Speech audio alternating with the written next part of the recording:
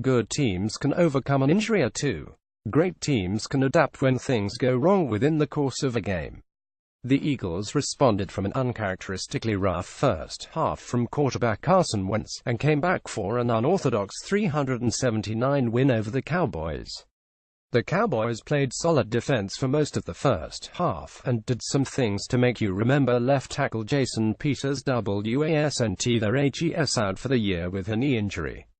That absence didn't fully explain Wentz going cold in the first half, including a 1-of-10 stretch. But they were able to run enough, and let him buy time until they found the creases. He finished 14 of 27 for 168 yards and 2 touchdowns, which covers up the fact he was really bad for a quarter and a half. Oh yeah, by the way, they scored 30 unanswered points in the second half. Wentz's ability to make throws on the move and look around for openings when plays break down helped them hit reset after a slow start. His fourth-quarter duck and air sack and complete a pass move was the kind of thing quarterbacks his size can't do unless they're Cam Newton or Ben Roethlisberger, or, well, you get the point. If you'd have tuned in at halftime, you'd have nodded and figured the league's highest-scoring defense was doing what it normally does.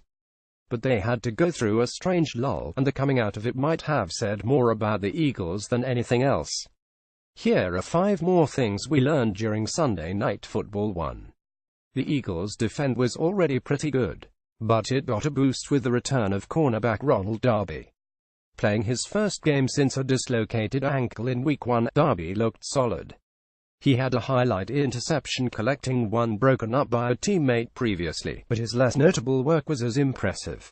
He's the kind of cover player they need against the Des Bryants of the world, and adds an element to a defense that has gotten good pressure up front all year, with waves of pass rushers.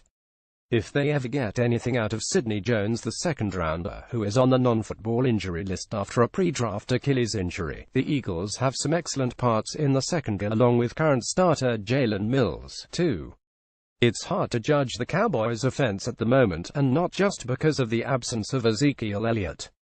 Because while not having the bell cow running back certainly hampers things, they still ran the ball well enough to have a chance.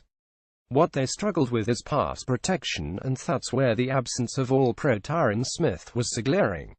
While replacement Byron Bell didn't turn the game into a jailbreak the way Chaz Green did against the Falcons, it was still harder for Dak Prescott to have the time he needed. Bell's actually a pretty decent right tackle, but when pressed into blindside work in Carolina and now Dallas, he has struggled.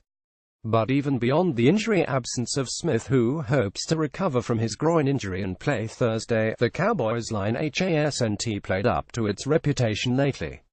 That doesn't excuse totally Prescott's first 3-interception day, but it was still the first time they haven't scored a touchdown in a game since 2 years ago when the legendary Kellen Moore was under center 3.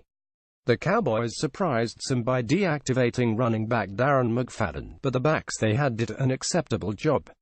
Alfred Morris was quite good, actually, with 17 carries for 91 yards. Along with Rod Smith, it was enough of a running attack to sustain them.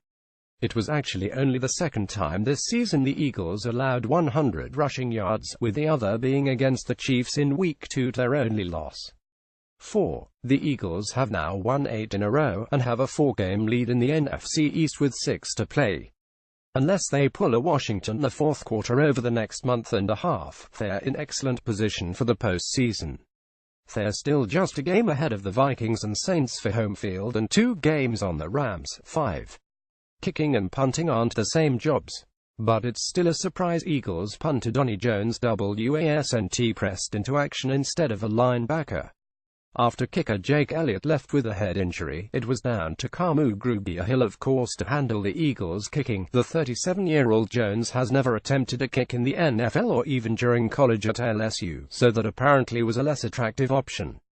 They went for 4th downs and 2-point conversions, making 3 of the 4 attempts, which was its own kind of fun. But perhaps each team should have to try 1 kick per game with a position player. Maybe the next time the league wants to punch up extra points, somebody will consider that.